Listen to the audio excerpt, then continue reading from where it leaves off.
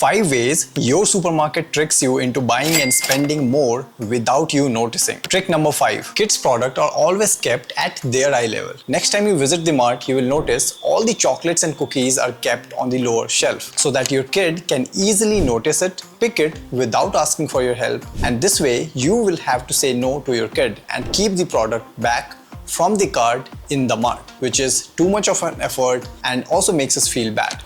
There is one more placement that works like a magic for these marts, and that is the shelf near the checkout counter. You will notice candies and chocolates kept on this shelf, and they always sell.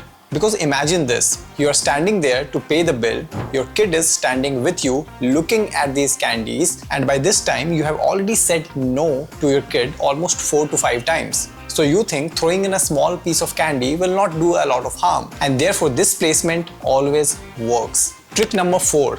This is something you might have already noticed. Your daily essential products like milk and bread, they are always kept on the deep end of the mart so that you don't go inside the mart, pick a product like a milk and run away.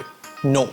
You will have to check out the entire mart and you will have to fight the temptation to not buy 100 other things that you might use. There is also an online version of this which is called recommended product. If you will buy a laptop from Amazon, Amazon will suggest you a laptop sleeve, a table and 5 other products that goes perfectly well with your laptop.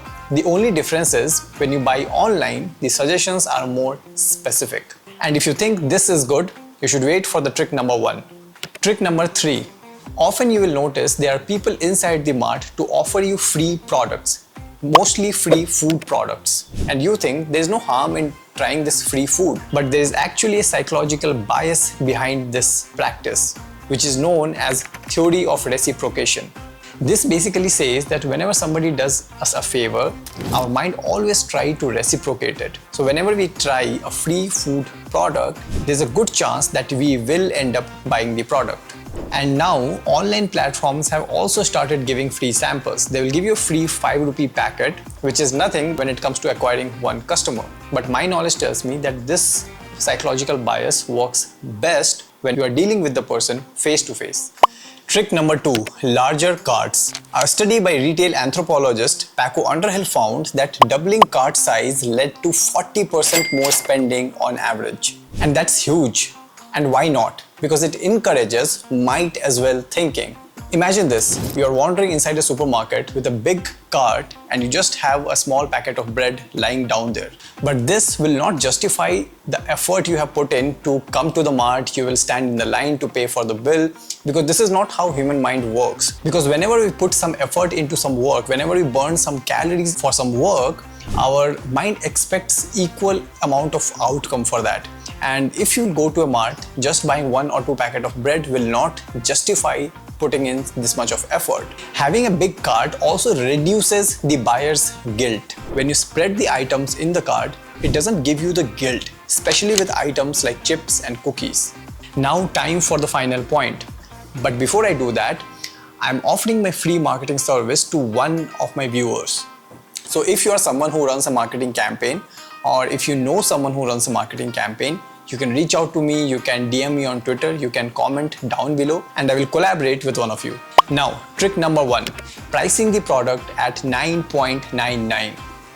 I know you must be thinking that whenever I see a price like 9.99, I always read it as 10 and it doesn't work on me. Well, it does. Because the point is, it doesn't matter how the analytical part of your brain thinks. What matters is how it makes you feel. And the fact is, your mind reads things from left to right. So when you read 9 as the first digit, your brain categorizes the price closer to 9 and it feels cheaper, even though logically you know it is almost the same. And as you know, what you feel is what matters, not what the rational part of your brain thinks. Because the part of the brain that makes the purchase decision is not rational. It doesn't even understand language. So pricing a product at 9.99 does work because it hits the emotional part of the brain. Interestingly, pricing a product at 0.99 also makes it look like it is on sale. A study published in Quantitative Marketing and Economics found that pricing women clothing at $39 resulted in more sales compared to pricing it at $34, $5 less. Like I said, part of the brain that makes decision is not rational. Now there are some other tricks as well, like playing nice song to entertain you, giving you point to keep you loyal and frequent, but I have not included them as a separate point because these are not too common. Thank you for watching if you are still here.